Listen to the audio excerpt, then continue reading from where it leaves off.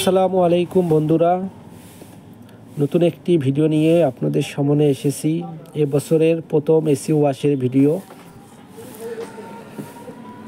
তো মূলত বিষয় হচ্ছে, প্রথমে একটি এসি সার্ভিসিং করতে গেলে ফার্স্ট স্টেপ আমাদেরকে এসিটা না হলেও 10 মিনিট চালিয়ে নিতে হবে।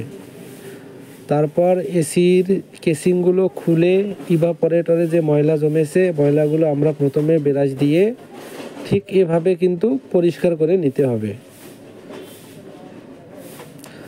ব্রাশ দিয়ে পরিষ্কার করে নেওয়ার পর আমাদের যে হাই স্পিরিট পাম্প রয়েছে, হাই স্পিরিট পাম্প দিয়ে কিন্তু নিচে যে এসির ব্লোয়ার ফ্যান রয়েছে, এই ব্লোয়ার ফ্যানে কিন্তু অনেক পরিমাণ ময়লা জমে থাকে।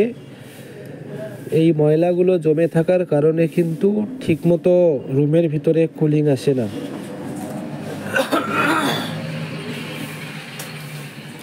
তাই আমাদেরকে ব্লোয়ার ফ্যানগুলো ভালো করে পরিষ্কার করে নিতে হবে। তারপর যে ওর ইভাপোরেটর রয়েছে, অর্থাৎ যে চেম্বার রয়েছে, কুলিং চেম্বার, এই চেম্বারগুলো কিন্তু আমরা এই যে আমার এখানে দেখতে পাচ্ছেন একটা হাই স্পিড পাম্প রয়েছে DC 12 ভোল্ট। তো এই পাম্প দিয়ে কিন্তু আমরা দেখুন সুন্দর করে কিন্তু পরিষ্কার করে নিচ্ছি। আর হাই স্পিরিট একদম বেশি পরিমাণ স্পিরিট দেওয়া যাবে না, তাহলে ইভাপোরেটরে যেগুলো অ্যালুমিনিয়াম রয়েছে, এই অ্যালুমিনিয়ামগুলো কিন্তু বেঁকে যেতে পারে, সমস্যা হতে পারে। কাস্টমারও হয়তো দেখলে বলবে যে এমন হলো কেন, এটা সেটা বিভিন্ন কথা বলতে পারে। তাই আমাদেরকে সতর্কতার সাথে কিন্তু কাজ করতে হবে। তাই আমি সেই কাজটাই করেছি। মানে এটা হাই স্পিড পাম্প হচ্ছে সিঙ্গেল। তো এই হাই স্পিড পাম্পটা দিয়েই কিন্তু আমাদের সুন্দরভাবে সব ভালো করে কিন্তু পরিষ্কার করা যায়। তো দেখতে পাচ্ছেন আমার এখানে যে পাইপ রয়েছে, এই পাইপ যে বালতি থেকে এসেছে, দেখতে পাচ্ছেন বালতি, এখানে কিন্তু একটি রয়েছে হুইল পাউডার দিয়ে ফেনা জাতীয়, আর একটি রয়েছে ফ্রেশ পানি।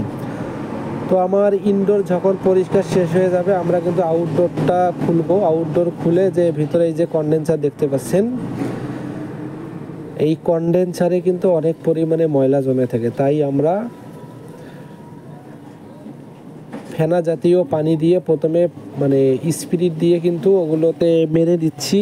তারপর যখন জায়গাটা নরম হয়ে যাবে, তারপর আমরা ওগুলো ব্রাশ দিয়ে ভালো করে ঘষে ময়লাটা আলগা করে নিব। আলগা করে নেওয়ার পরে কিন্তু পরিষ্কার করে তারপরে আমরা কভার লাগাই দিব। তো কভার লাগানোর পরে দেখতে পাচ্ছেন অনেক সময় আউটডোর বাহিরে থাকার কারণে কিন্তু অনেক ময়লা জমে থাকে। তাই আমরা ভিতরের সঙ্গে সঙ্গে বাহিরেও কিন্তু হুইল পাউডার দিয়ে ব্রাশ দিয়ে সুন্দর করে কিন্তু পরিষ্কার করে দিচ্ছি। তো দেখতে পাচ্ছেন বন্ধুরা, ইনডোর পরিষ্কার করা হয়ে গেছে, আউটডোর পরিষ্কার করা হয়ে গেছে। এখন আমরা ইনডোরের কেসিংগুলো মানে নিয়ে আসলাম রুমের ভিতরে। এখন কিন্তু আমি ইনডোরের কেসিং লাগাবো। তো অবশ্যই ইনডোরের কেসিং লাগানোর জন্য মানে লাগানোর সময় যে সেন্সর রয়েছে, এসির যে remote sensor, remote control sensor, এইটা কিন্তু অবশ্যই ডিসপ্লেটা লাগিয়ে নিতে হবে। ডিসপ্লে লাগানোর পরে যে ওর উপরের সবচেয়ে মানে বড় কেসিংটা রয়েছে, এটা কিন্তু আমাদেরকে দেখে শুনে বুঝে, লক কোথায় কোন সাইডে রয়েছে সবগুলো আমাদেরকে দেখে শুনে কিন্তু সেম এভাবেই কিন্তু কেসিংটা লাগাইতে হবে।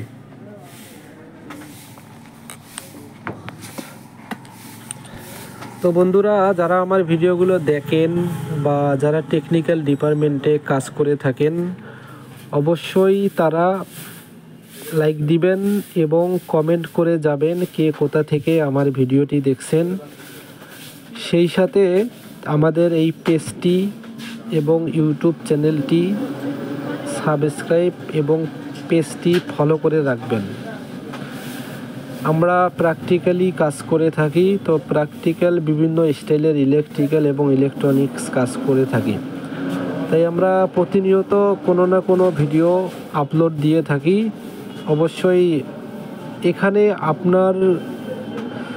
আপনি আমাদের পেজটি ফলো করে থাকলে হয়তো কোনো না কোনো ভিডিও আপনার উপকারে আসতে পারে। তাই পেজটি ফলো করবেন এবং ইউটিউব চ্যানেলটি সাবস্ক্রাইব করে রাখবেন। তো দেখতে পাচ্ছেন আমি কিন্তু এই কেসিংয়ের নাটগুলো কিন্তু লাগাই দিলাম, লাগানো শেষ।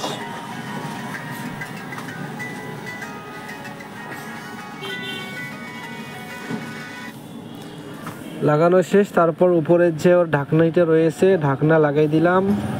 তারপর ঢাকনি দেওয়ার পরে কিন্তু এখানে যেটা আপনার এই যে সেন্সর, রিমোট কন্ট্রোল সেন্সর যেটি রয়েছে ওই সেন্সরটি কিন্তু আমি এখানে লাগিয়ে দিলাম এবং ওর নাটটা ভালো করে টাইট দিলাম। তো এই সেন্সরটা যখন লাগাবেন অবশ্যই কিন্তু দেখে শুনে লাগাবেন, না হলে অনেক সময় ডিসপ্লে মানে লেখাগুলো উল্টা দেখাবে, তাই এটা অবশ্যই আপনারা খেয়াল রাখবেন। তারপর মুভিং করে যে কেসিংটি রয়েছে তো ওইটাও আমরা কিন্তু খুলে পরিষ্কার করেছি, তাই আমরা ওইটাও কিন্তু লাগিয়ে দিচ্ছি। আর এগুলো হচ্ছে আসলে কেসিংগুলো অনেক দুর্বল হয়ে থাকে, মানে যারা কাজ করবেন অবশ্যই কিন্তু সতর্কতার সাথে কাজ করবেন। আমিও কিন্তু সতর্কতার সঙ্গে কাজ করি, কেননা সবসময় গ্রাহকদের কাজ ভালো করে দিন শেষে যদি একটু ত্রুটি হয় বা হালকা একটু জিনিস ভেঙে ফেলি তাহলে কিন্তু ওদের মানে মন খারাপ, তাই সতর্কতার সাথে কাজ করব। এবং যে নেটটি রয়েছে ইভাপোরেটরের উপরে যে নেটটি থাকে এই নেটটি কিন্তু অবশ্যই লাগিয়ে দিতে হবে। তো নেট লাগানো শেষ হলো তো বন্ধুরা দেখতে পাচ্ছেন। তারপরে হচ্ছে ওর যেখানে সেন্সর রয়েছে বা সার্কিটটা রয়েছে ওর বেস কভারটা কিন্তু দিয়ে আমি ঢেকে দিলাম। তো বন্ধুরা যারা এতক্ষণ থেকে আমার ভিডিওটি ধৈর্য সহকারে দেখলেন তাদেরকে অসংখ্য ধন্যবাদ জানাচ্ছি। সবাই ভালো থাকবেন, সুরক্ষিত থাকবেন। আল্লাহ হাফেজ।